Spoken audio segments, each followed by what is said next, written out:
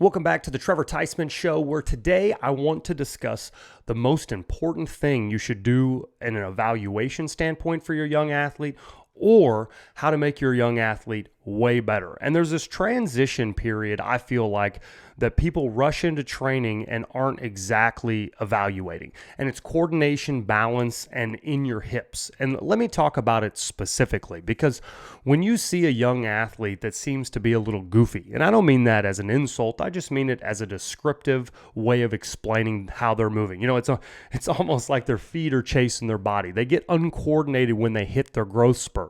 Whether it's a boy or a girl, there seems to be some time period in there where they're not moving as efficiently as they were as even a younger kid. It's that growth spurt. It's puberty, of course. But, the one thing that I would say that in all my years of training these young athletes, what K-bands and other training methods have done is they give you the ability to train their core strength and their hips, and you will see exponential growth in that athlete if you focus on those muscles. And let me explain in depth. When you've got someone that can't move from A to B quickly, their agility is not adequate. The biggest step up for that athlete is not going to be how much they can bench press, how much they can squat. But in all reality, it's going to be how fast can they move from A to B and change direction. So if your step one in focusing on a younger athlete's performance is based around hip strength, balance, and core, then you don't really have to worry about all those negatives that may happen with doing the wrong things too early. I tell you, one of the biggest things that I've always seen is whenever you start working with a young athlete trying to perfect their speed, if you do things that are well above what they're capable of, then it doesn't really help them. The body adapts and does a lot of different types of things to make a movement happen that in the long run is going to hurt them. And let me give you a good example. Anchored sprints is one of the exercises that I see all the time coaches and trainers utilizing on young kids. And what does that teach you to do? Think about what a resisted sprint does. With the right amount of resistance, it helps with stride length. It helps build strength in your glutes and your hips to drive off the ground. The more explosiveness you can build, the more explosion you can get out of your feet and transfer through a strong body, the faster it will propel you forward. But if you have a weak body, and when you add resistance to it, it drags your body down and your strides become real dumpy and slow. Long, no explosion is happening whatsoever. You're defeating the whole entire purpose of that type of training. The purpose of the anchored sprint is to develop stride length with proper form.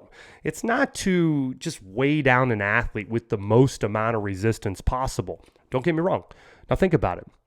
If I'm running sprints and I'm anchoring an athlete and I just want to build up their overall endurance, sure, why not tax the system? Why not add some resistance like that? That's fine.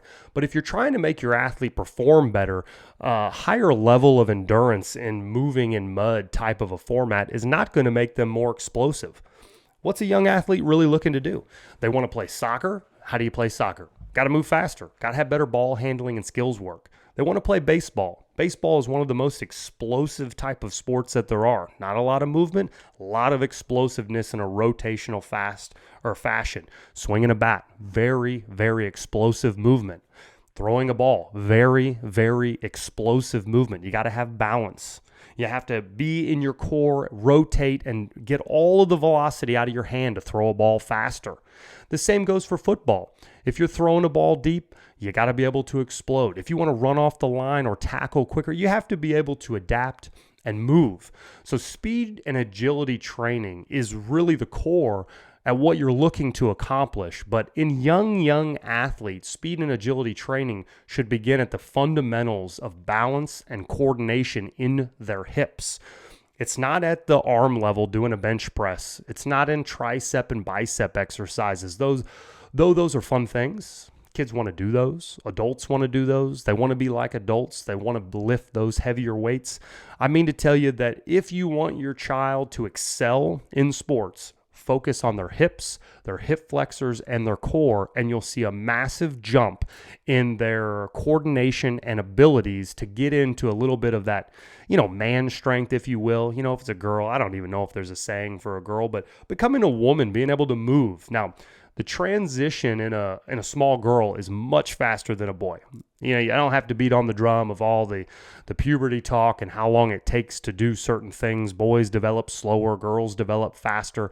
But what's interesting is you'll normally see a girl will excel faster through hip and stability training than a boy. And if you don't focus on those exercises, you'll see a big lack in performance. One thing I would say is, have you ever noticed that, like a baseball player, for instance, let's take pitching. I got a lot of background in pitching. It's an insanely explosive movement. When you drive off the mound, you have to keep your body wound like a rubber band. And when you get on the front foot, if your top side isn't completely closed still and ready to really torque through the hips, in through the core, and out the arm, then all is for none. When I was young, I had a really bad habit of opening my hips too early. So when I would drive off the mound, it didn't matter how hard I would push off the mound. I would be as explosive as possible. I could stride off for days. The problem is I wouldn't keep my shoulders back. I wouldn't stay closed to where when I landed on my front foot and I was ready for all that torque to come up through my core, through my shoulder, and then deliver the baseball through my fingers, I had lost all of that torque that I would have developed out of my legs. But you see pitchers of all different shapes and sizes. Have you ever thought to yourself, how is a skinny grown man able to throw something so hard? Well, if you think about it, that particular athlete has amazing coordination in their own bones. They can drive, they can explode, they can rotate, and they're always balanced. So when you take this concept all the way back to a small child and they're getting into this weightlifting and all these types of things, this is the core part of my life, is working with these young kids that are buying our equipment and want to perform better. And I would say that what you need to be focused on most is balance and hip strength. And that's really where a lot of our training has taken place. When you utilize K-bands and you put those straps just above your knee, you get glute activation literally instantly as soon as you're doing all these types of movements. And that's the secret sauce. It's your hips. It's your hips and your core. It's your hip flexors. When you hit that growth spurt, it's something about the middle of your body just takes a while to develop, to bring it all back together. As a young athlete, I've seen many times before puberty, you can kind of see the more advanced athletes on the soccer field. You can see their abilities are greater, but when they hit their growth spurt, sometimes they take a bit of a step back, and this is what's actually occurring. They get weakness in their core. So whenever you're setting up some kind of a training program, I always recommend that you're doing glute walks, lots of stretching, core stability, side bridges, exercises that are sport specific that add resistance to your hips. As soon as your hips come back to your body as you hit through puberty, you are instantly ready to start the next phase where that weight training becomes more of a factor because you're able to develop the muscles that are all tied back to the core. I was around a lot of different lifters growing up, and it was always interesting to me that the most heavyweight lifters were always looked up upon, but they weren't always the best performing athletes in the sport. And I think as time has gone on, more and more parents and athletes have become aware that it's not always the amount of weight you can lift. I don't think I'm exactly pointing the finger at something completely new and fresh and this amazing idea that I'm sure you've never heard of. But I would say that the amount that you should be focused on getting your kid through puberty and focusing on building their hips is by far more effective than how much weight they can lift. I made some programs a long time ago. They've been several years now. The Speed 101 program and our Performance series is kind of a several-week training program that does the core and the hips tremendously. I don't know that I've ever seen another program that focuses so much on your core and hips. But I'm telling you, I've seen it time and time again. As soon as the kids can get their coordination back, their 40s times drop by nearly 4/10. There's a large dramatic change in the way someone can move as soon as they become coordinated enough.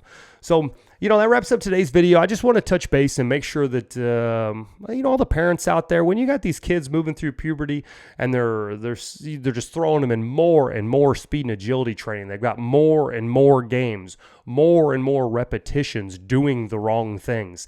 To me, That's where you need to be the parent and step in and try to help your kid get their balance and their coordination back during this process, during this time period in their life, as fast as possible, so that they can start to progress again in the strength training and the longer distance sprints, and all those things will become more effective again if you can build that good foundation.